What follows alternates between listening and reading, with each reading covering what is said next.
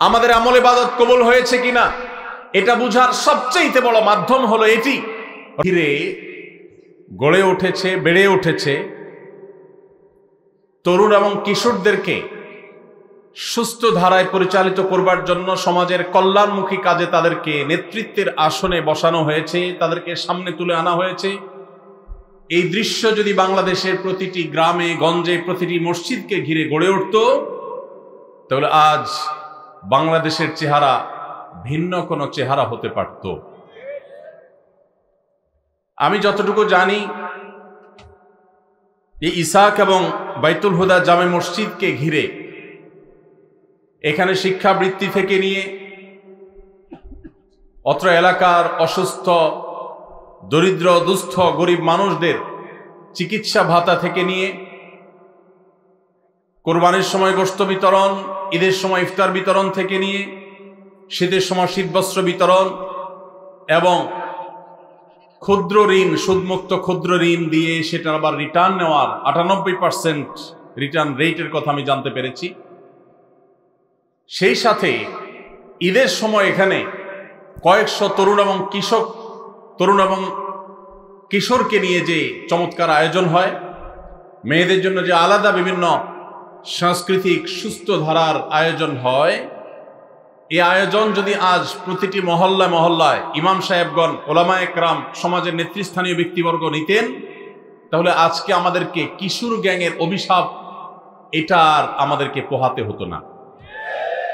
যদি আজ প্রতিটা এলাকায় বগুড়ার এই আদমদিঘির চাটখৈরের বাইতুল হুদা জামে মসজিদ এবং ইসাক ইসলামী সাহিত্য কেন্দ্রের মতো সুস্থ সংস্কৃতি চর্চার জন্য উদ্যোগ যদি মসজিদ থেকে নেওয়া হতো, শুধুমাত্র ওয়াজ মাহফিল নয়, এলাকার শিশু কিশোরদের আনন্দ বিনোদনের জন্য, তাদের জন্য বিভিন্ন রকম প্রতিযোগিতামূলক আয়োজন, তাদের জন্য সুস্থ সংস্কৃতি চর্চা, শরীর চর্চা, নানাবিধ আয়োজন এখানে যেরকম হয় প্রতি এলাকায় যদি আমরা করতে পারি, তাহলে অনেক অনাচার, অনেক অসামাজিক কার্যকলাপ, মাদক, যৌতুক এবং কিশোরদের অপরাধী হয়ে ওঠা সহ নানাবিধ অপরাধ এটা অঙ্কুরে শেষ হয়ে যেত।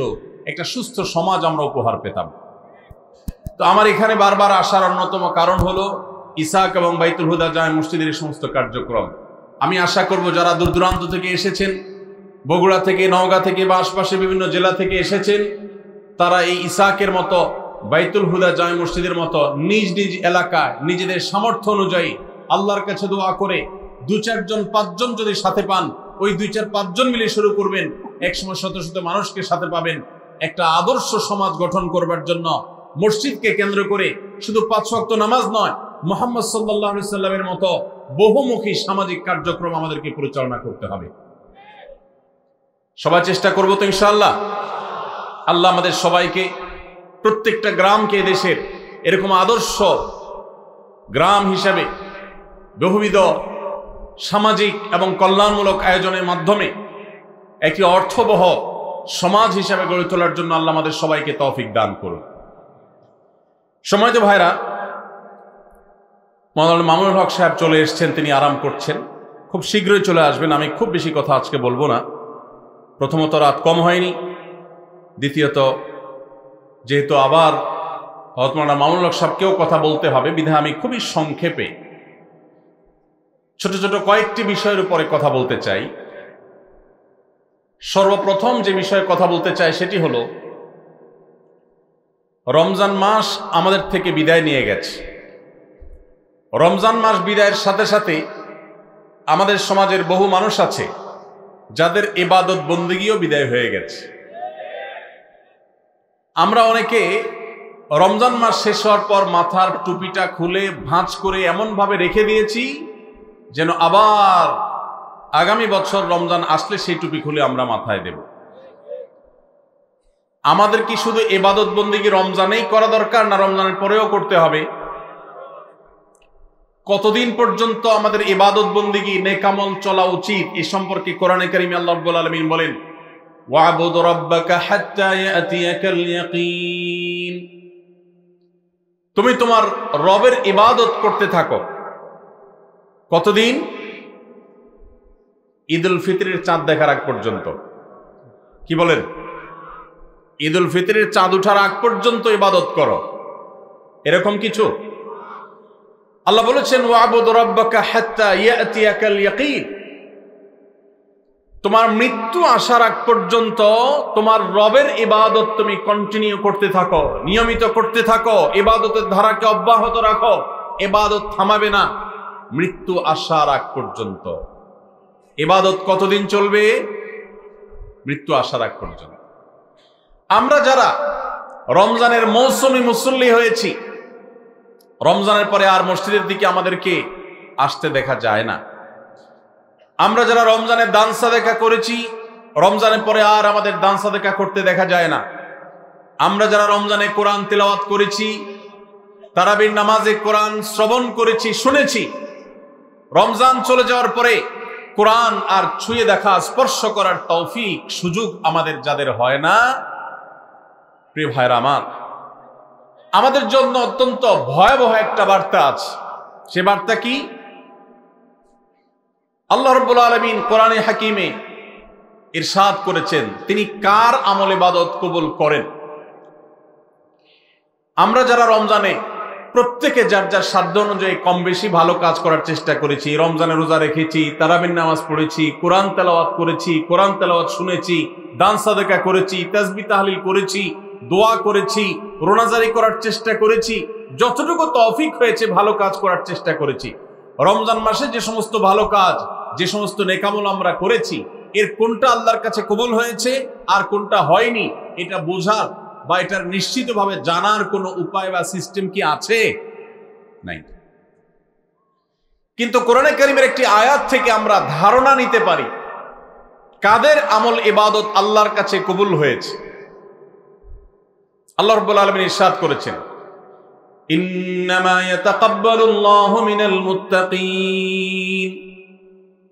আল্লাহ রাব্বুল আলামিন মুত্তাকিদের, আল্লাহ ভীরুদের, যাদের মধ্যে আল্লাহ ভীরুতা অর্জন হয়েছে, যাদের মধ্যে আল্লাহর ভয়ের চেতনা জাগ্রত হয়েছে, সেই চেতনা থেকে যারা আল্লাহর আদেশ নিষেধ অনুযায়ী নিজেকে পরিচালিত করে, তাকওয়া চর্চা করে, মুত্তাকিদের কাতারে যারা নিজেদেরকে শামিল করতে পারে, আল্লাহ রাব্বুল আলামিন বলেছেন আল্লাহ তাআলা তাদেরটাই কবুল করেন।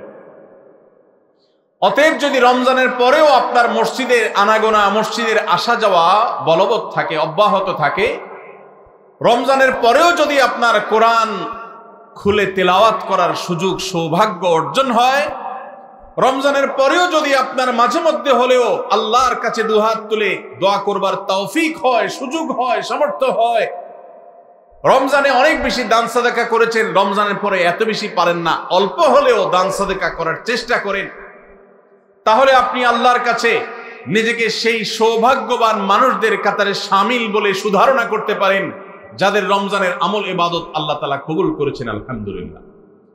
প্রিয় ভাইরা, আমাদের আমল ইবাদত কবুল হয়েছে কিনা এটা বুঝার সবচেয়ে বড় মাধ্যম হলো এটি, রমজানের পরেও যদি আমি রমজানের আমল ইবাদতের ধারাকে ধরে রাখতে পারি, অব্যাহত রাখতে পারি, সে আমলগুলো পরিমাণে, ভলিউমে সেরকম করতে না পারলেও অল্প অল্প করে হলেও যদি রমজানের পরে সেগুলোকে আমরা ধরে রাখতে পারি, এখনো মসজিদে যাওয়া আসা থাকে, কোরআনের সাথে সম্পর্ক থাকে, অন্যান্য নেকামলগুলো যদি অল্প অল্প করেও করতে পারি, তাহলে এর মানে হলো এটা আলামত আল্লাহ তাআলা আমার রমজানের ইবাদত কবুল করেছেন, আমাকে মুত্তাকিদের কাতারে শামিল করেছেন। রমজানের পরে এখন গুনাহ করতে গিয়ে বুকটা কাঁপে। আল্লাহ দেখেন যে আল্লাহর ভয়ে রমজানে হারাম থেকে বেঁচে থাকার চেষ্টা করেছি, সে আল্লাহর ভয় এখনো বেঁচে থাকার চেষ্টা করি, হয়তো ততটা পারি না কিন্তু চেষ্টাটা করি, এটুকু যদি করতে পারি তাহলে এটা একটা আলামত, এটা একটা ইন্ডিকেটর যে আল্লাহ তাআলা আমাদের রমজানের আমল ইবাদত কবুল করেছেন। আল্লাহ আমাদের সবাইকে সেরকম সৌভাগ্যবান মানুষের কাতারে শামিল হওয়ার তৌফিক দান করুন। সম্মানিত ভাইরা, নবী করিম সাল্লাল্লাহু আলাইহি সাল্লাম বলেছেন আহাব্বুল আমালি ইলাল্লাহি আদওয়ামুহা ওয়া ইন কাল।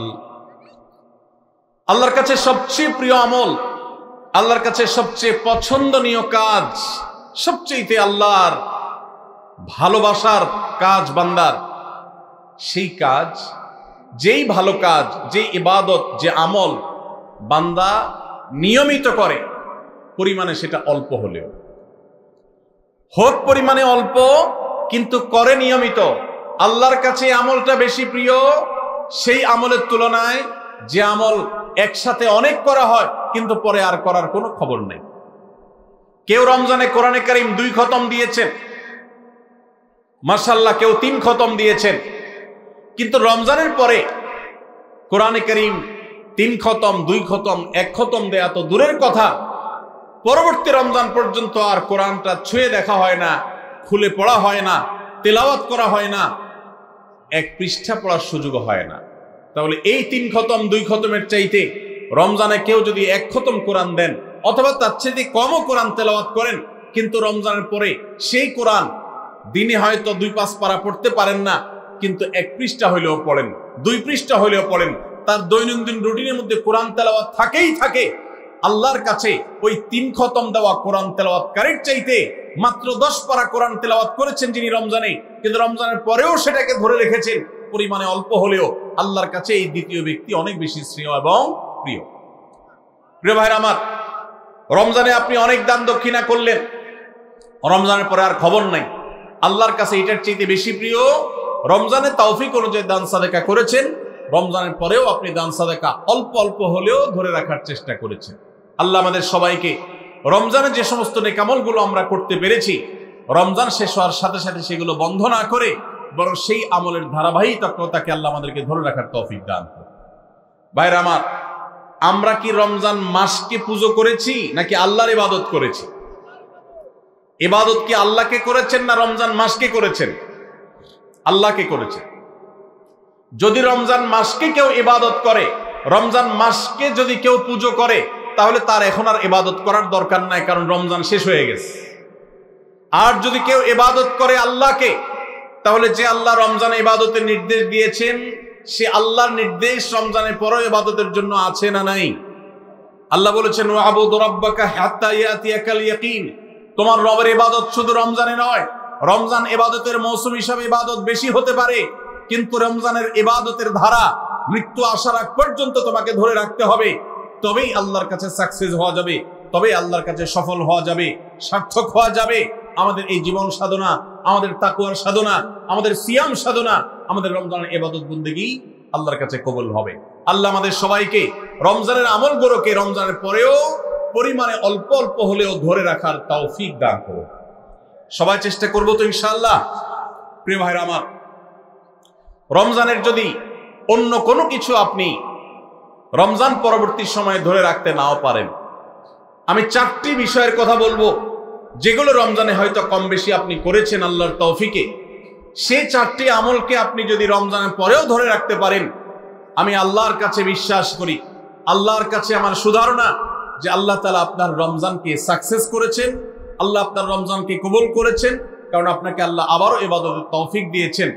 আর সেই 4টি কাজের প্রথম কাজ হলো, আমরা অনেকেই আলহামদুলিল্লাহ সারা বছর নামাজ নিয়ে অবহেলা কম বেশি করলেও রমজান মাসের সম্মানে, তাকওয়ার মাস হিসাবে, কোরআন নাজিলের মাস হিসাবে, শ্রেষ্ঠ মাস হিসাবে, ইবাদতের মৌসুম হিসাবে রমজানে অনেকেই পুরুষরা 5 ওয়াক্ত নামাজ মসজিদে গিয়ে পড়ার চেষ্টাটা করেছে। মা বোনরা ওয়াক্ত হওয়ার পর দেরি না করে তারা নিজ নিজ অবস্থানে নামাজটা আদায় করার চেষ্টা করেছে। রমজানের পরে এই 5 ওয়াক্ত নামাজ যেটা রমজান মাসে আপনি সঠিকভাবে করেছেন, এই নামাজটা যদি আপনি ধরে রাখেন, 5 ওয়াক্ত নামাজ কি শুধু রমজানের ইবাদত না রমজানের পরেরও ইবাদত?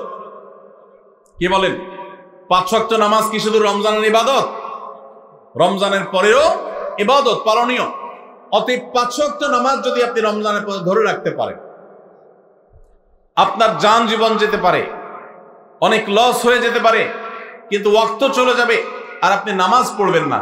ইমানদারের দ্বারা এটা কল্পনা করা যায় না, কোনো মুসলমানের জন্য এটা কল্পনা করা যায় না যে তিনি নামাজের ওয়াক্ত চলে যাবেন আর অবলীলায় তিনি অন্য কোনো কাজে ব্যস্ত থাকবেন, অসম্ভব। এর সাথে ইমানের সাংঘর্ষিকতা এই লেভেলের যে ওমর ইবনুল খাত্তাব রাদিয়াল্লাহু তাআলা বলেছেন, লা হাজ্জা ফিল ইসলাম লিমান তারাকাস সালাহ। যে ব্যক্তি ইচ্ছাকৃতভাবে নামাজ ছেড়ে দেয়, নামাজ ত্যাগ করে, অন্য কাজে মগ্ন থাকে, ওয়াক্ত চলে যায়, ইসলামে তার কোনো হিস্সা নাই, কোনো অংশ নাই, কোনো ভাগ নাই, সে নিজেকে মুসলিম দাবি করবার কোনো নৈতিক অধিকার নাই। যে নামাজ ইচ্ছাকৃত পড়ে না, ত্যাগ করে। রমজান মাসের 5 ওয়াক্ত নামাজটা যদি আপনি সারা বছর ধরতে পারেন, এটাকে যদি আঁকড়ে ধরতে পারেন এবং ধরে রাখতে পারেন, তাহলে আপনি একটি আমলে সাকসেস। নাম্বার 2, রমজান মাসে আমরা অনেকেই আল্লাহর দেয়া তৌফিকে গুনাহ এবং পাপাচারের কাছ থেকে বেঁচে থাকার চেষ্টা করেছি। চোখের জিনা, কানের গুনাহ, হাত দ্বারা কৃত অপরাধ, নানাবিধ অপরাধ থেকে আমরা বেঁচে থাকার চেষ্টা করেছি। আল্লাহ তৌফিক দিয়েছেন। কেন? কারণ রমজান মাস তাকওয়ার মাস, গুনাহ ছাড়ার মাস, সেজন্য আমরা গুনাহ ছাড়ার চেষ্টা করেছি। এই যে রমজান মাসে আমরা পাপাচারের কাজ বর্জন করে থাকার চেষ্টা করেছি, রমজানের পরেও যদি এই চেষ্টাটাকে অব্যাহত রাখতে পারি, এটাকে যদি আমরা ধরে রাখতে পারি, ইনশাআল্লাহ আমার রমজান সাধনা সার্থক হয়েছে, আমার রমজান ইবাদত কবুল হয়েছে আল্লাহর কাছে। এটা বুঝার সবচেয়ে বড় আলামত হলো রমজানের পরেও আপনি আমল ইবাদতের পাশাপাশি গুনাহগুলো থেকে বেঁচে থাকার চেষ্টা করছেন। আপনি কোনো পাপের কাজ করতে যাচ্ছেন, মোবাইলে কোনো হারাম ভিডিও দেখতে যাচ্ছেন, হারাম কোনো বিষয় আপনি লিপ্ত হতে যাচ্ছেন, সাথে সাথে আপনার যদি আল্লাহর কথা স্মরণ হয় আর আপনি ওই হারাম থেকে নিজেকে বাঁচিয়ে রাখতে পারেন, তাহলে আপনার রমজান সাধনা সার্থক। আপনি আর কিছু না পারেন, রমজানের এই দুটি কাজ, প্রথমত 5 ওয়াক্ত নামাজ, দ্বিতীয়ত হলো যেই কোনো পাপাচার থেকে বেঁচে থাকা, এই দুটা যদি করতে পারেন তাহলে অনেকাংশেই আপনার রমজান সফল এবং সার্থক ইনশাআল্লাহ। প্রিয় ভাইরা আমার, আল্লাহ যেখানে বলেই দিয়েছেন ইন্নামা ইয়াতাকাব্বালুল্লাহু মিনাল মুত্তাকিন, আল্লাহ শুধু মুত্তাকিদেরটাই কবুল করেন। মুত্তাকি না হয়ে আল্লাহর কাছে কিছু উপস্থাপন করলে, পেশ করলে, দান দক্ষিণা করলে, কুরবানি করলে, নেক আমল করলে আল্লাহ সেটা কবুল করেন না, মুত্তাকিদেরটাই কবুল করেন। অতএব আপনি মুত্তাকি কিনা তার পরিচয় হবে, তার প্রমাণ হবে আপনি পাপাচার থেকে বাঁচার জন্য সংগ্রাম করছেন কিনা। আপনি যদি গুনাহ থেকে বাঁচার জন্য সংগ্রাম করেন, চেষ্টা করেন, সাধনা করেন, পরিশ্রম করেন, নিয়ত করেন, ইচ্ছা করেন এবং এর জন্য আপনি পদক্ষেপ গ্রহণ করেন, তাহলে তার মানে হলো আপনি মুত্তাকি। যত বেশি গুনাহ থেকে বাঁচার চেষ্টা করতে পেরেছেন তত বড় মাপের মুত্তাকি। আর যত বড় মাপের মুত্তাকি, রমজানের ইবাদত তত বেশি আল্লাহর কাছে কবুল হয়েছে, সেই ধারণা আল্লাহর কাছে আমরা পোষণ করতে পারি ইনশাআল্লাহ। প্রিয় ভাইরা আমার, একজন সাহাবী নবী করিম সাল্লাল্লাহু আলাইহি সাল্লামকে জিজ্ঞাসা করেছেন, হে আল্লাহর রাসূল, কিভাবে আমি সবচেয়ে বড় ইবাদত গুজার হব, সবচেয়ে বড় আমলকারী কিভাবে হতে পারি? আমাদের কাছে বহু মানুষ কাগজ লিখে পাঠান, চিরকুট লিখে দেন যে হুজুর কোন আমলটা করলে বেশি সওয়াব হবে, আল্লাহ বেশি সন্তুষ্ট হবেন, আল্লাহর ইবাদত বেশি হবে কোন আমলটা করলে। প্রিয় ভাইরা আমার, নবী করিম সাল্লাল্লাহু আলাইহি সাল্লাম বলেছেন, ইত্তাকিল মাহারিমা তাকুন আবাদান নাস, তুমি হারাম কাজ থেকে বেঁচে থাকো, অবৈধ কাজ থেকে নিজেকে বিরত রাখো, গুনাহের ধারে কাছেও যেও না, পাপাচারের পথ মারিও না, তুমি সবচেয়ে বড় ইবাদত গুজার হবে, সবচেয়ে বড় নেক আমল হতে পারবে। অনেক বেশি নফল রোজা রাখে, অনেক বেশি দোয়া দুরূদ পড়ে, অনেক বেশি কোরআন তেলাওয়াত করে, অনেক বেশি নফল দান সাদাকা করে, অনেক বেশি নফল কাজ করে, এই লোক আল্লাহর খাতা বড় ইবাদত গুজার নয়। আমাদের স্মৃতিতে ইবাদত গুজার বলতে ভেসে ওঠে সারাক্ষণ নামাজেরই রত থাকা মানুষের কথা, আমাদের স্মৃতিতে ভেসে ওঠে ইবাদত গুজার মানে হলো ঘন ঘন নফল রোজা রাখা ব্যক্তির ছবি। আমাদের স্মৃতিতে ইবাদত গুজার বলতে ভেসে ওঠে যে ব্যক্তি অনেক বেশি নফল আমল, জিকির, আজকার ইত্যাদিতে মশগুল থাকে। অথচ নবীজি বলছেন, ইত্তাকিল মাহারিমা তাকুন আবাদান নাস, তুমি হারাম কাজ থেকে বেঁচে থাকো, সবচেয়ে বড় ইবাদত গুজার হতে পারবে, সবচেয়ে বড় নেক আমল হতে পারবে যদি তুমি হারাম কাজ থেকে বেঁচে থাকতে পারো। ভাইরা আমার, আপনি যদি আপনার দুই ঠোঁট দিয়ে কোনো কটু কথা, অশ্লীল কথা, গালিগালাজ এটা আপনার মুখ দিয়ে যদি বের না হয়, রমজানের আগে হতো, রমজান মাসে আপনি তওবা করেছেন, রমজানের পরেও এই সংগ্রামে আপনি জিতে আছেন, টিকে আছেন, আপনার মুখ দিয়ে কোনো অন্যায় হয় না, তার মানে হলো আপনি মুত্তাকিদের কাতারে শামিল হতে পেরেছেন, আপনি গুনাহ থেকে বাঁচতে পেরেছেন। আপনার আমল দেখা যায় না, কিন্তু এই যে গুনাহ থেকে বাঁচার সংগ্রামে আপনি জিতে গেছেন, আপনি নিজেকে বাঁচিয়ে রাখতে পেরেছেন, এটাই হলো আপনার সফলতা, এটাই হলো আপনার সার্থকতা। আজকাল নফল রোজা, নফল নামাজ, নফল দোয়া দুরূদ, নফল জিকির আজকার, নফল দান সাদকা করা মুসলমানের সংখ্যা কম নয় সমাজে। যেই মুসলমানের অভাব সেটা হলো গুনাহমুক্ত জীবন গঠন করা মুসলমানের অভাব, মুত্তাকি মানুষের অভাব, গুনাহমুক্ত মানুষের অভাব। গুনাহমুক্ত মানুষ পাওয়া যায়। ভাইরা আমার, আমাদের চেষ্টা করতে হবে আমার হাত এবং মুখ দ্বারা কারোর অধিকার খর্ব হবে না, কারোর কষ্ট হবে না। মুসলমান তো বটে, অমুসলমানকেও কোনো কষ্ট আমি দেব না, কারোর অধিকার নষ্ট হবে না, সম্পদে কারোর হক আমি নষ্ট করব না। আমি ওয়াজ মাহফিল শুনলাম, দিন কি দিন শুনলাম, ঘন্টাকে ঘন্টা শুনলাম, শুনতে শুনতে আমি কেঁদে দিলাম।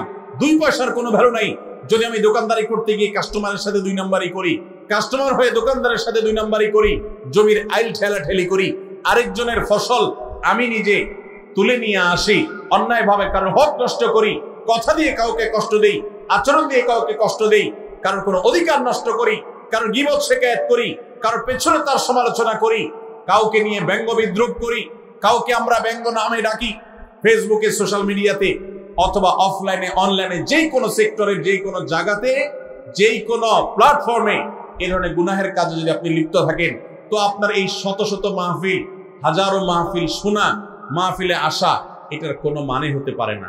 আল্লাহ আমাদের সবাইকে রমজান মাসে গুনাহ থেকে বাঁচার যে চেষ্টাটুকু আমরা করতাম রমজানের পরেও সেটাকে আমাদের ধরে রাখার তৌফিক দান করুন। রমজানের পরে গুনাহ থেকে বাঁচার চেষ্টা করব তো ইনশাআল্লাহ।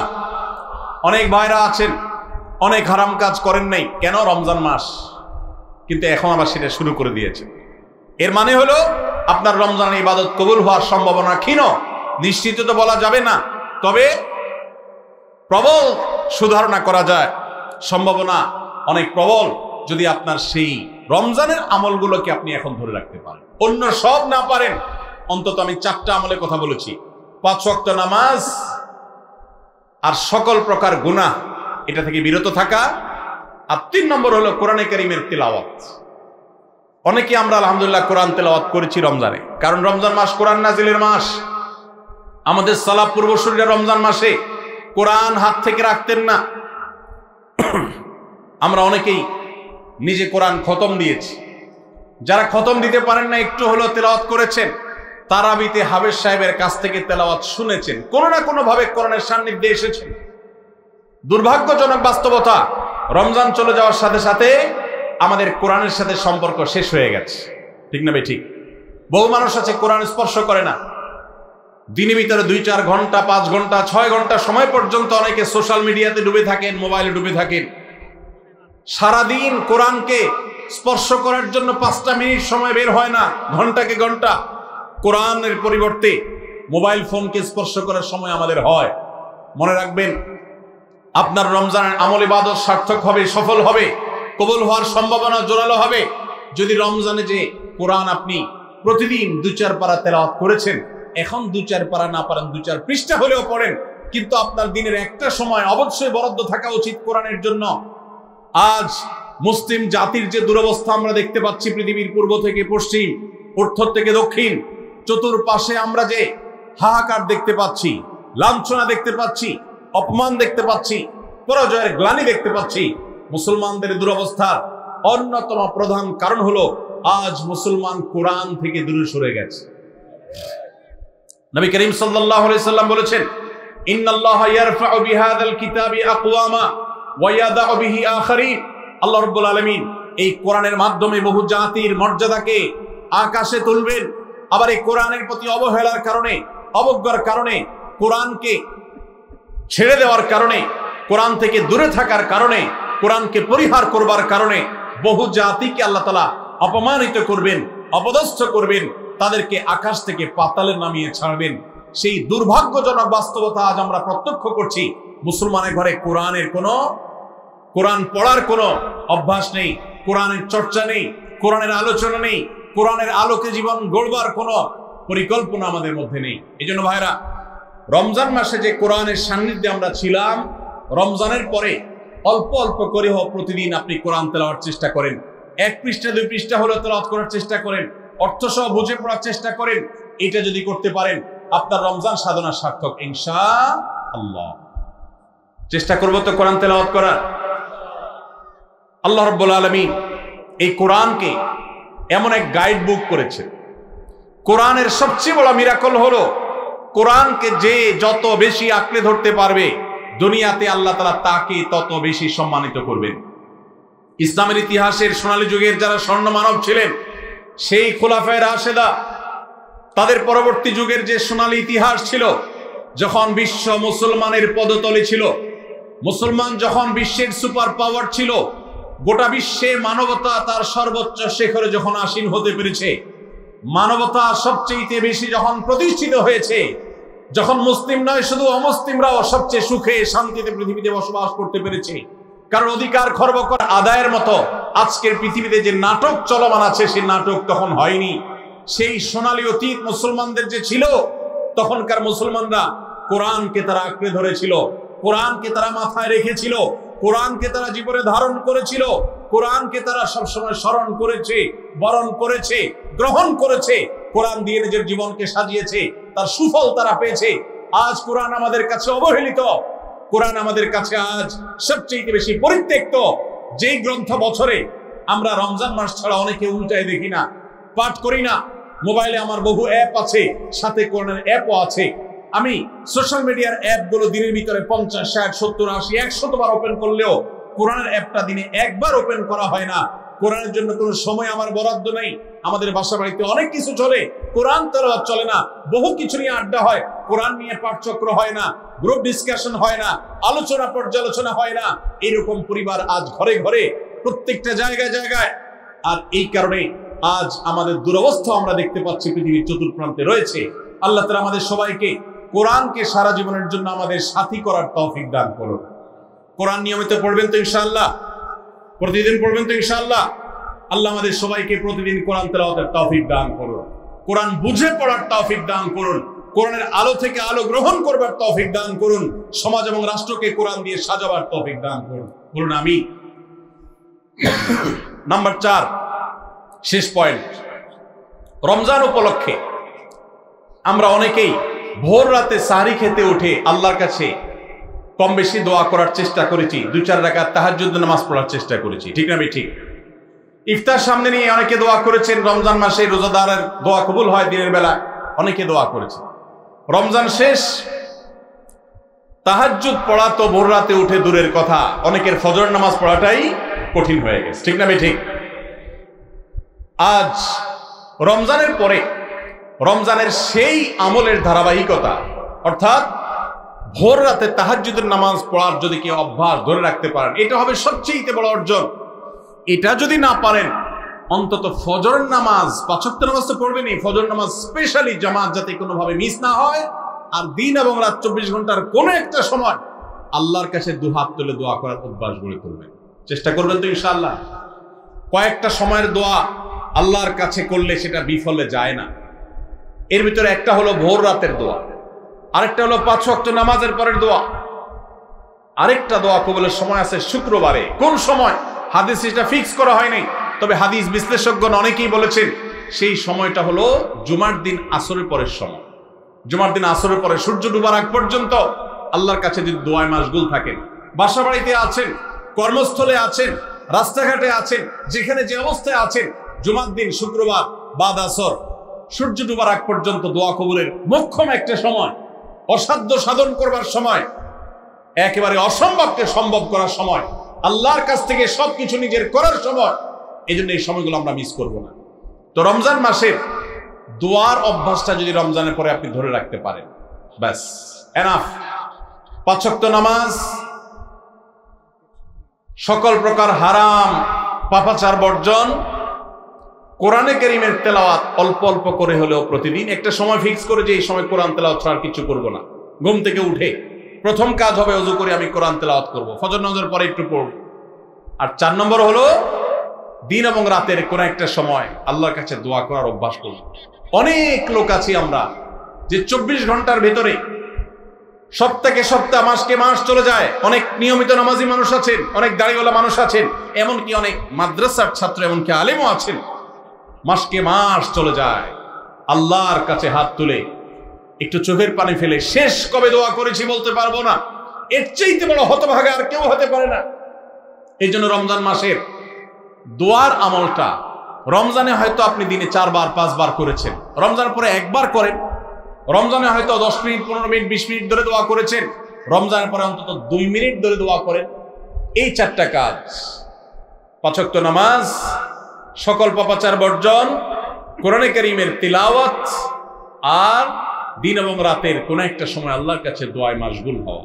এই 4টা কাজ রমজানের, এগুলো যদি আপনি ধরে রাখতে পারেন তো ইনশাআল্লাহ আপনার রমজান সাধনা, আপনার রমজানের ইবাদত বন্দেগী আল্লাহর কাছে কবুল হয়েছে। আল্লাহ আপনাকে মুত্তাকি হওয়ার তৌফিক দিয়েছেন, মুত্তাকিদেরটাই আল্লাহ কবুল করেন। অতএব আপনার রমজানের ইবাদত এবং সাধনা কবুল হয়েছে, সার্থক হয়েছে, সেই সুধারণা আপনি পোষণ করতে পারেন। সবাই চেষ্টা করবো তো ইনশাআল্লাহ। আল্লাহ আমাদের সবাইকে সেই তৌফিক দান করুন। সময় তো ভাইরা,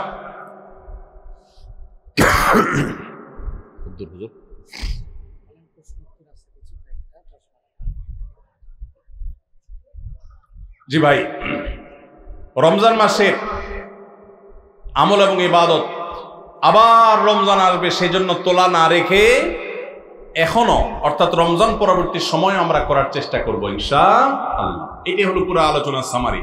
সবাই চেষ্টা করবো তো ইনশাআল্লাহ। আল্লাহ আমাদের সবাইকে তৌফিক দান করুন। ভাইরা আমার, প্রশ্ন আছে আমার কাছে বেশ কিছু, তো এই প্রশ্নগুলোর উত্তর দেওয়ার আগে আরো ছোট্ট একটি বিষয়ে, বরং একাধিক বিষয়ে আমি একটু কথা বলতে চাই। আপনারা অনেকেই জানেন আমরা বড় বেশি কঠিন, বেদনাদায়ক, অত্যন্ত ব্যথাতুর সময় আমরা পার করছি মুসলমানরা। একদিকে মানব ইতিহাসের সবচেয়ে বর্বরচিত হত্যাযজ্ঞ, গণহত্যা চলছে দিন দুপুরে বিশ্বের শত শত কোটি মানুষের সামনে ফিলিস্তিনের গাজায়। আজ সেখানে মানবতা এমন ভাবে ভুলুণ্ঠিত হচ্ছে, ঝড় তুফানে আমরা গাছের পাতা উড়ে যেতে দেখি, সেখানে বোমার আঘাতে মানুষের দেহ আকাশে উড়ে যেতে আমরা দেখেছি। প্রিয় ভাইরা, আজকের বিশ্বকে বলা হয় সভ্য পৃথিবী, আজকের পৃথিবীকে বলা হয় নাকি মানবিক পৃথিবী। আজকের পৃথিবীর সভ্যতা এবং মানবিকতার ধ্বজাধারে ধারণকারী যারা, তাদের মুখোশ, তাদের আসল রূপ, তাদের আসল চেহারা, চরিত্র আজ দিনের আলোর মতো পরিষ্কার হয়ে গেছে। গাজায় প্রতিনিয়ত শিশু হত্যা চলছে, ফিলিস্তিনের ভিডিওগুলো দেখবার মতো অবস্থা নাই। একটু আগে একটা ভিডিও দেখছিলাম, আল্লাহ তাআলা আমাকেও একটা বাচ্চা দিয়েছেন 8-10 বছরের। 8-10 বছরের একটা ছেলে 5-6 বছরের একটা ছেলেকে, ছোট ভাইকে বড় ভাই সান্ত্বনা দিচ্ছে, মাথার উপরে হাত বুলাচ্ছে। ছোট ভাই বড় ভাইয়ের কোলে মাথাটা রেখে চোখের পানি ফেলছে, অঝরে কাঁদছে, কারণ তাদের বাবা মাকে শহীদ করে দেওয়া হয়েছে। বড় ভাইটা ছোট ভাইয়ের মাথার উপর হাত বুলাচ্ছে আর তাকে সান্ত্বনা দেওয়ার চেষ্টা করছে, ব্যর্থ চেষ্টা। শত সহস্র শিশু আজ এতিম হয়েছে, শত সহস্র মা বাবার বুক আজ খালি হচ্ছে। যারা নারী অধিকার নিয়ে পান থেকে চুন খসলেই চিৎকার চেঁচামেচি করে, সেই মানুষগুলো আজ পাথর হয়ে গেছে। তাদের চোখের সামনে শত সহস্র মা বোনকে আজ খুন করা হচ্ছে। প্রেগনেন্ট মহিলাদেরকে রেখে সেই হসপিটাল বম্বিং করে উড়িয়ে দেওয়া হচ্ছে। আজ সেখানে শিশুদের আর্তনাদে আকাশ পাতাল ভারী হয়ে উঠছে। কোন স্থাপনার সেখানে বাকি নাই যেটা ভেঙে চুরে গুড়িয়ে দেওয়া হয়নি। উপর থেকে ড্রোন শট নেওয়ার ছবি দেখলে ভাবতে কষ্ট হয়, বিশ্বাস করতে কষ্ট হয়। একটা শহর, একটা জনপদকে এইভাবে মাটির সাথে মিশিয়ে দেওয়া যায়। সবচেয়ে অবাক করা বিষয় হলো, এই হায়েনারা, এই অভিশপ্ত ইহুদিরা, এদের সবচেয়ে বেশি সমর্থন প্রকাশ্য দিবালোকে যারা করে, তারাই আমাদেরকে সবচেয়ে বেশি সকাল বিকাল মানবতার সবক শোনাইতে আসে। প্রিয় ভাইরা আমার, আজ পৃথিবীর তথাকথিত সভ্য তথাকথিত উন্নত দেশগুলো প্রকাশ্য দিবালোকে এই অভিশপ্ত দেশকে তারা সমর্থন করছে, যারা মুসলমানদেরকে তাদের ভূখণ্ডে যুগ যুগ ধরে আজ খুন করে আসছে, তাদের রক্ত নিয়ে হোলি খেলা মেতে উঠেছে। আজ সেখানে মানবতার চিৎকারে আর্তচিৎকারে আকাশ পাতাল ভারী হয়ে উঠছে। আজ থেকে 100-200 বছর পর যখন গাজা বা ফিলিস্তিনের ইতিহাস লেখা হবে, যখন এই অভিশপ্ত হায়নাদের এই নির্মমতার চিত্র ইতিহাসের পাতায় তুলে ধরা হবে, তখন আপনি আমিও কাঠগড়ার আসামি থাকবো। কারণ তখনকার মানুষেরা, তখনকার জেনারেশনেরা আলোচনা করবে তখন পৃথিবীতে যে শত শত কোটি মানুষ বসবাস করেছিল, সে মানুষগুলো কিভাবে এতগুলো মানুষের সামনে পৃথিবীর ছোট্ট একটা ভূখণ্ডের মধ্যে এইভাবে মানুষকে হত্যাযজ্ঞ চালানো হয়েছে, নির্মমতা করা হয়েছে, শিশুদের সামনে বাবা মাকে খুন করা হয়েছে, বাবা মার সামনে শিশুদেরকে টুকরা টুকরো করা হয়েছে, কিভাবে এই নির্মমতা চালানো হয়েছে বিশ্বের শত শত কোটি মানুষ, তারা তখন কি করেছে। আগামী 100-200 বছর পরে যখন ফিলিস্তিন এবং গাজার ইতিহাস লেখা হবে, আসামের কাঠগড়ায় আমরা সবাইকে দাঁড়াতে হবে। আল্লাহর কাছে আমরা ক্ষমা চাই, হে আল্লাহ আপনি আমাদের অক্ষমতাকে মাফ করে দিন, আমাদেরকে আপনি সক্ষমতা দান করুন। মুসলমান দেশগুলোর যারা তথাকথিত নেতা হিসেবে দায়িত্ব পালন করছে, আল্লাহ আপনি তাদের ঈমানী চেতনা বৃদ্ধি করে দিন, তাদেরকে মুসলমান হওয়ার তৌফিক দান করুন, তাদেরকে মানুষ হওয়ার তৌফিক দান করুন। ভাইরা আমার, ফিলিস্তিন ইস্যুতে আমার 3টি কারণে অনেক বেশি অনুতাপ হয়, আফসোস হয়, আক্ষেপ হয়। প্রথমত, সারা বিশ্বের মুসলমান দেশগুলো তো বটেই, অনেক অমুসলিম দেশেও হাজার হাজার লক্ষ লক্ষ মানুষ নির্যাতিত ফিলিস্তিনিদের সমর্থনে তারা রাস্তা বের হয়েছে, প্রতিবাদ করেছে, তাদের কষ্ট লাগার কথা তারা প্রকাশ করেছে। পৃথিবীর দ্বিতীয় বৃহত্তর মুসলিম দেশ বাংলাদেশ, এদেশের মানুষের মধ্যে ধর্মীয় আবেগ অনেক বেশি। আমরা অন্যের কষ্ট এভাবে দেখতে পারি না। এত সত্ত্বেও এই দেশে আজও পর্যন্ত ফিলিস্তিনিদের প্রতি সহমর্মিতা প্রকাশ করে একটি উল্লেখযোগ্য লক্ষ লক্ষ মানুষের কোন গণজমায়েত এই দেশের মাটিতে এখনো পর্যন্ত হয় নাই। আমার লজ্জা হয়, কষ্ট হয় যখন দেখি ফিলিস্তিন ইস্যুতে প্রত্যেক দল আলাদা আলাদা ব্যানার নিয়ে 2-4-10 হাজার মানুষ নিয়ে তারা প্রতিবাদ করে। এটা কি ফিলিস্তিনিদের সমর্থন নাকি নিজের দলীয় প্রচারণা? একমাত্র আল্লাহ তাআলা ভালো জানেন। আমরা ফিলিস্তিন ইস্যুতে সকল দল মত চিন্তা দর্শনের ঊর্ধ্বে উঠে মানবিকতার জায়গা থেকে সবাই এক কাতারে দাঁড়িয়ে একটিবারের জন্য বিশ্বকে আমরা জানিয়ে দিতে পারি, বাংলাদেশের মানুষজন আমরা ফিলিস্তিনি মাজলুম মানুষদের সাথে আছি। আল্লাহ আমাদের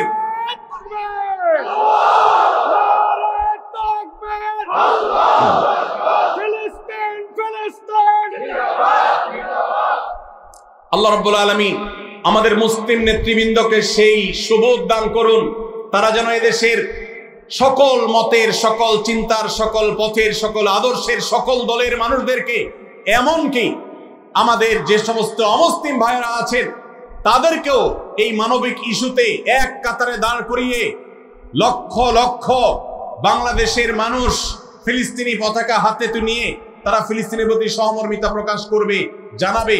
এই চেষ্টাটা আমরা করতে পারি কি পারি না? ইনশাআল্লাহ। আল্লাহ আমাদের সবাইকে সেই তৌফিক দান করুন। এই ইতিহাস এই দেশে রচনা হোক, আমরা সেই দোয়া রব্বে করিমের কাছে আজকে ফরিয়াদ করছি। আল্লাহ আমাদের এই একটা মিছিল, একটা প্রতিবাদ, একটা বার্তা বিশ্ব মিডিয়াকে দেওয়ার মতো কাজ এখনো পর্যন্ত এই ভূখণ্ড থেকে আমরা করতে পারি নাই। এর চেয়ে বড় লজ্জার বিষয় আর কিছু হতে পারে না। অমুসলিম দেশগুলো, জাপানের মতো দেশে হাজার হাজার মানুষের বিশাল বড় গণজমায়েত হয়, সেখানে এই অভিশপ্তদের এমবাসি ঘেরাও করার মতো ঘটনা ওইসব দেশে ঘটে।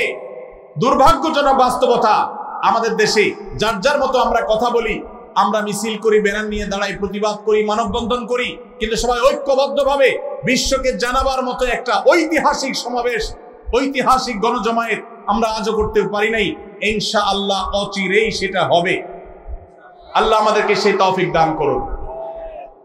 দ্বিতীয় আমার আফসোসের কারণ ফিলিস্তিন ইস্যুতে, আপনারা জানেন অন্য অমুসলিম দেশগুলোতে পর্যন্ত, খোদ আমেরিকাতে পর্যন্ত ইহুদিদের বিভিন্ন প্রোডাক্টগুলোকে অত্যন্ত কার্যকরভাবে বয়কট করা হয়েছে।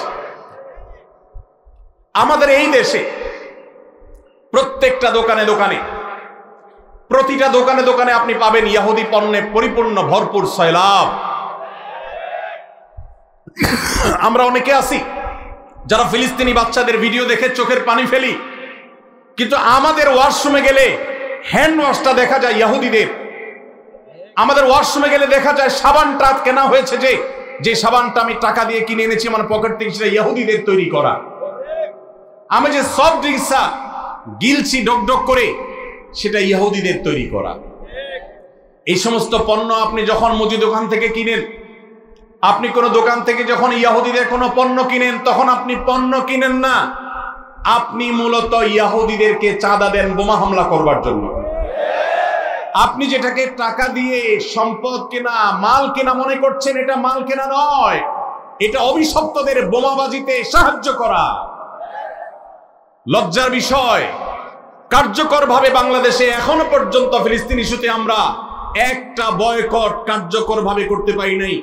একটা সফট ড্রিঙ্কস শুধুমাত্র কিছুটা বর্জন করা গেছে আলহামদুলিল্লাহ, আর বাকি প্রোডাক্টগুলো সব যেভাবে সেভাবে রয়েছে।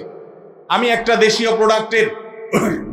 প্রোডাক্টের একটা মালিক, একটা দেশীয় প্রোডাক্টের একজন মালিককে প্রশ্ন করেছিলাম, ভাই আপনাদের প্রোডাক্টগুলো কেন বাজারে বাজারে দোকানে দোকানে পাওয়া যায় না? কেন ইউনিলিভারের মাল বাজারে পরিপূর্ণ? কেন যারা আমাদের সমাজে 14ই ফেব্রুয়ারিতে আমাদের তরুণদের চরিত্রকে ধ্বংস করার নীল নকশা করে, সেই ক্লোজ আপ কেন আমার দোকানে থাকে? কেন আপনাদের পেস্ট দোকানে নাই? আমাকে সেই বাংলাদেশি কোম্পানির মালিক, বাংলাদেশি প্রোডাক্ট তৈরি করেন সেই ব্যবসা প্রতিষ্ঠানের মালিক, তিনি আমাকে বলছেন, ভাই লজ্জার কথা, আমাদের দেশে এক শ্রেণীর, সবাই নয়, এক শ্রেণীর অসাধু কর্মকর্তা কর্মচারী আছে সরকারি অফিসগুলোতে, যারা এই সমস্ত ইহুদি কোম্পানিগুলো, বিদেশি কোম্পানিগুলো থেকে টাকা পয়সা খেয়ে, ঘুষ খেয়ে, তাদের জন্য সকল সুযোগ সুবিধা, সকল ফ্যাসিলিটিসকে এমন ভাবে প্রোভাইড করে যে আমরা দেশীয় প্রোডাক্ট যারা প্রস্তুত করি, তৈরি করি, তারা তেমন কোনো সুবিধা করতে পারি না। তার এই কথার বাস্তবতা আছে। আমিও কিছুটা অনুভব করার চেষ্টা করেছি, অনুসন্ধান করার চেষ্টা করেছি। দুর্ভাগ্যজনক বাস্তবতা, আমরা সাধারণ মানুষও আমাদের নিজস্ব উদ্যোগে ইহুদিদের পণ্য মুক্ত আমাদের বাসা করব, সেটা আমরা করতে পারি নাই। মনে রাখবেন, আপনি যদি ইহুদিদের পেস্ট না কিনেন, তাদের সাবান না কিনেন, তাদের প্রসাধনী না কিনেন, তাদের কোনো প্রকার আইটেম আপনি না কিনে তার জায়গায় যদি একটা মুসলিম দেশের তৈরি করা, আপনার নিজের দেশের তৈরি করা কোনো জিনিস আপনি নেন, কোয়ালিটি যদি একটু খারাপ হয়, দাম যদি একটু বেশিও পড়ে, আপনার এই কিনার কারণে, এই যে আপনি স্যাক্রিফাইস করলেন, একটু কম কোয়ালিটির জিনিস নিলেন, আবার দাম একটু বেশি দিলেন, এই স্যাক্রিফাইসটা কিয়ামতের ময়দানে ফিলিস্তিন ইস্যুতে আপনি আপনার ন্যূনতম দায়িত্বটা পালন করতে পেরেছেন, এই হিসাবে আল্লাহর কাছে হাজির হবে। এর সওয়াব আপনি আল্লাহর কাছে লাভ করবেন ইনশাআল্লাহ। আমরা কারা কারা আছি ইহুদিদের পণ্য মুক্ত করব আমাদের বাসাগুলোকে? কারা কারা আছে? আল্লাহ আমাদের সবাইকে তৌফিক দান করুন।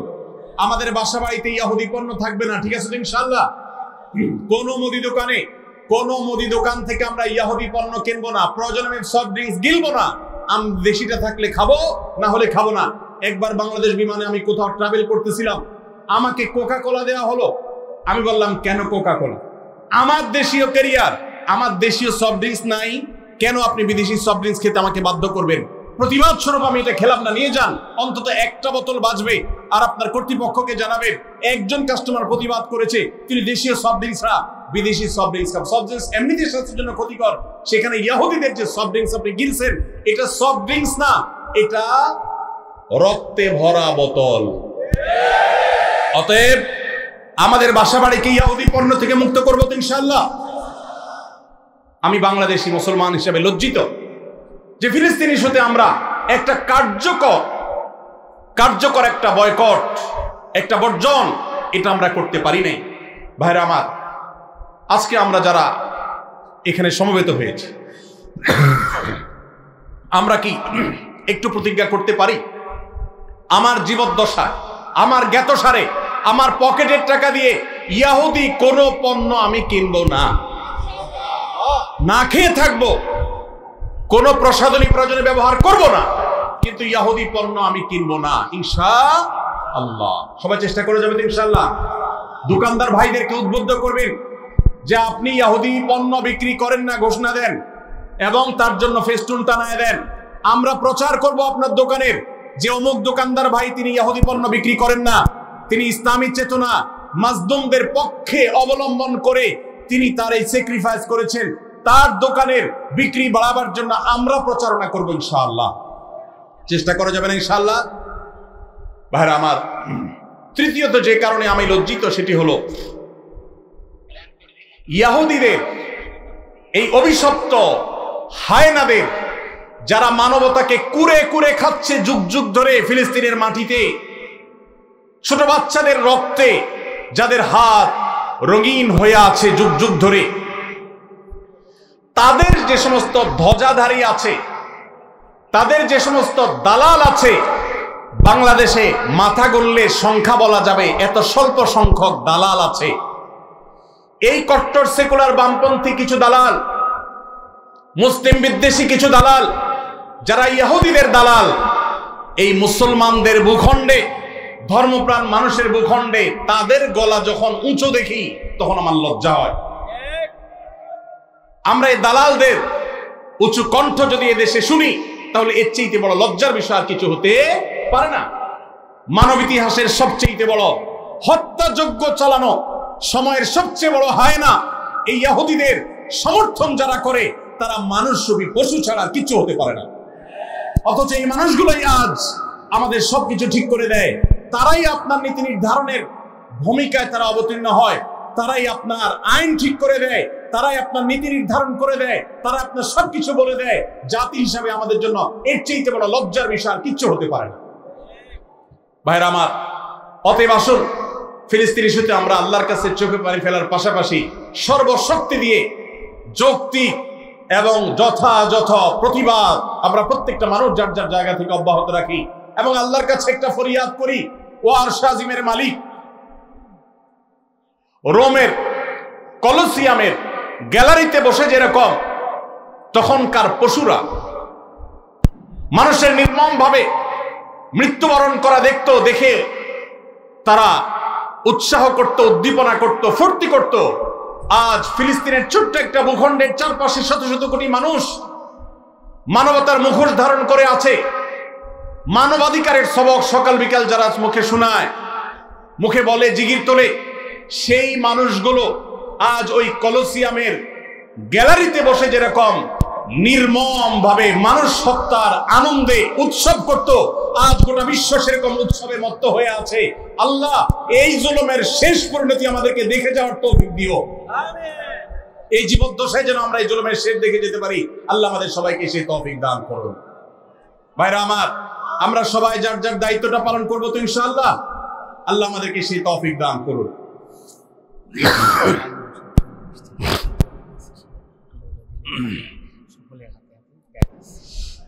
ভাইরা আমার, আমাদের আজকের মাহফিলের প্রধান আকর্ষণ হযরত মাওলানা মামুনুল হক হাফিজাহুল্লাহ, তিনি চলে এসেছেন, কাছাকাছি আসছেন। আমার আরেকটু কথা বাকি আছে, আমি শেষ করবো ইনশাআল্লাহ। তার আগে আপনাদেরকে একটু অনুরোধ করতে চাই, স্বেচ্ছাসেবকরা যারা আছো, স্বেচ্ছাসেবকরা একটু দাঁড়িয়ে যেতে হবে। ব্যাগ নিয়ে যারা আছেন, মেহেরবানি করে পুরো মাহফিলের প্যান্ডেলের ভেতরে খুব দ্রুততার সাথে প্রবেশ করে যান। এবং আমরা যারা আছি, এই মাহফিল ইসাক এবং এই বাইতুল হুদা মসজিদ থেকে যে যুগান্তকারী সামাজিক উদ্যোগগুলো নেওয়া হয়ে থাকে, এই মাহফিল সহ আদর্শ সমাজ গঠনে যে ভূমিকা পালন করে চলেছে শেখ আব্দুল্লাহ সাইফুল্লাহর নেতৃত্বে, এই সমাজে যে সুস্থ সংস্কৃতি চর্চার এক দারুণ দৃষ্টান্ত এখানকার যুবকরা যে ঈদ উপলক্ষে স্থাপন করে, আরো নানাবিধ উপলক্ষে, তাদের এই মাহফিলের খরচ সহ অন্যান্য কল্যাণমূলক কাজের জন্য আপনারা সাধ্য অনুযায়ী সাহায্য করেন। প্রত্যেকে আপনারা যতটুকু পারেন, আপনি 10 টাকা পারলে 10 টাকাই দেন, কিন্তু কেউ মাহরুম থাকেন না, বঞ্চিত কেউ থাকবেন না। সবাই চেষ্টা করেন। মেহরবানি করে ভলান্টিয়াররা আস্তে আস্তে সামনে এগিয়ে যান। ডান বাম থেকে আপনারা হাতগুলো বাড়িয়ে দেন এবং সাধ্য অনুযায়ী সবাই শরীক থাকার চেষ্টা করেন। সবাই যাদের পকেটে টাকা আছে, যতটুকু আছে, আপনি যতটুকু তৌফিক পাচ্ছেন ততটুকু আপনি শরীক হন, কিন্তু শরীক হওয়া ছাড়া থাকবেন না। দান করার এরকম ভালো কাজ সবসময় পাওয়া যায় না। এত চমৎকার আয়োজন, এত সব মানবিক এবং সামাজিক উদ্যোগ, এত সব দাওয়ামূলক কার্যক্রম, এত চমৎকার সব সামাজিক নানামুখী কল্যাণমূলক উদ্যোগ অন্য 10টা সমাজে অহরহ দেখা যায় না। অতএব আমরা সবাই যার যার সাধ্য অনুযায়ী দাঁড়িয়ে যাই, সবাই যার যার সাধ্য অনুযায়ী আমরা অর্থ করি, আমরা দিতে থাকি এবং ব্যাগ নিয়ে বাকি ভাইরা সামনে এগোতে থাকি। আজীবন দাতা সদস্য ফরম আছে ইসাক এবং বাইতুল হুদা জামে মসজিদের তরফ থেকে। এটা যারা সদস্য হতে চান তারা নিয়ে যেতে পারেন। নিয়ে দেখলেন নিয়ম কানুন লেখা আছে, আপনার পছন্দ হলে আপনি ভলান্টিয়ারদের কাছ থেকে চেয়ে নেন, সদস্য ফরমটা চেয়ে নেন যারা ডানে বামে আছে, এটা নিয়ে এটাকে পূরণ করবেন ইনশাআল্লাহ। জাযাকুমুল্লাহ খাইর।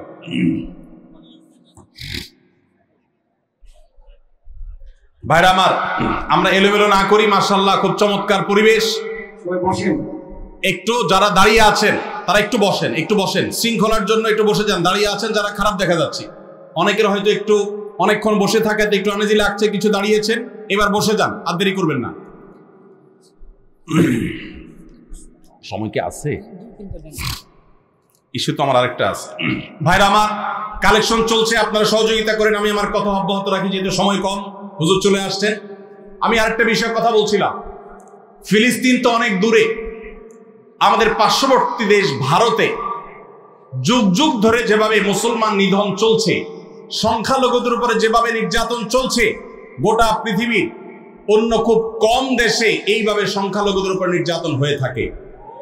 আপনারা জানেন অতি সম্প্রতি ভারতের লোকসভায় একটা বিল পাস হয়েছে, সেটা আইনের আকার ধারণ করতে যাচ্ছে, সেটা হলো ওয়াকফ সংশোধনী বিল 2025।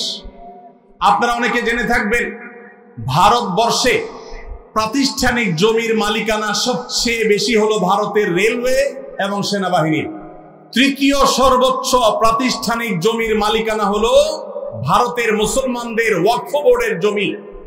8.7 লক্ষ সম্পদের মালিক হলো মুসলমানদের ওয়াকফ বোর্ড। ইসলামের অন্যতম একটা সৌন্দর্য হলো মসজিদ, মাদ্রাসা, ইয়েতিমখানা, কল্যাণমূলক কাজ, এগুলো পরিচালনা করবার জন্য ওয়াকফের ব্যবস্থা রাখা হয়েছে ইসলামে। কেউ তার জমি জীবদ্দশায় ওয়াকফ করে গেলে কিয়ামত পর্যন্ত সেই জমি যে উদ্দেশ্যে ওয়াকফ করে যাওয়া হয়েছে সে উদ্দেশ্যে ব্যয় করতে হবে।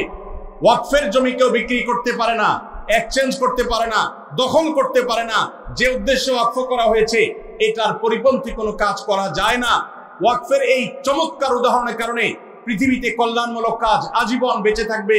সেই সাস্টেইনেবল ওয়াকফের মাধ্যমে সাস্টেইনেবল ডেভেলপমেন্টের ব্যবস্থা ইসলাম রেখেছে। ভারতবর্ষে মুসলমানদের শত শত বছর চলে আসা 8.7 লক্ষ সম্পদ, যেটা টোটাল ভারতবর্ষে যত প্রাতিষ্ঠানিক সম্পদ আছে এর মধ্যে তৃতীয় সর্বোচ্চ। সেই সম্পদ আজ ভারতের হিন্দুত্ববাদীরা গ্রাস করবার জন্য নতুন করে সংসদে বিল তারা পাশ করেছে। আপনারা জানেন এই বিলে সুস্পষ্টভাবে বলা হয়েছে যে মুসলমানদের ওয়াকফ বোর্ড, যেটা নিতান্ত ইসলামিক একটা বিষয়, এটা এতদিন পর্যন্ত মুসলমানরাই পরিচালনা করে আসতো। এখন রাজ্য এবং কেন্দ্রীয় ওয়াকফ বোর্ডে দুজন অন্য ধর্মাবলম্বী অমুসলমান হিন্দু তাদেরকে বাধ্যতামূলকভাবে ওয়াকফ বোর্ডে অন্তর্ভুক্ত করার জন্য আইন করা হয়েছে। তার মানে মুসলমানদের মসজিদ পরিচালনার জন্য মুসলমানদেরকে ঢুকাইতে হবে কমিটিতে। এরকম ন্যাক্কারজনক পারে তার জন্য হাজারটা দুয়ার খোলা হয়েছে। এটা ভারতবর্ষের ইতিহাসে মুসলমানদের বিরুদ্ধে তৈরি হওয়া সবচেয়ে কালো আইনগুলোর একটা, যেটা মুসলমানদের অধিকার খর্ব করছে, সংখ্যালঘুদের অধিকার খর্ব করছে। আমরা তীব্র নিন্দা জানাচ্ছি। আল্লাহ রাব্বুল আলামিন ভারতবর্ষের মুসলমানদের অধিকার যেন তারা ফিরে পায় সেই তৌফিক আল্লাহ তাদের সবাইকে দান করুন। আমিন।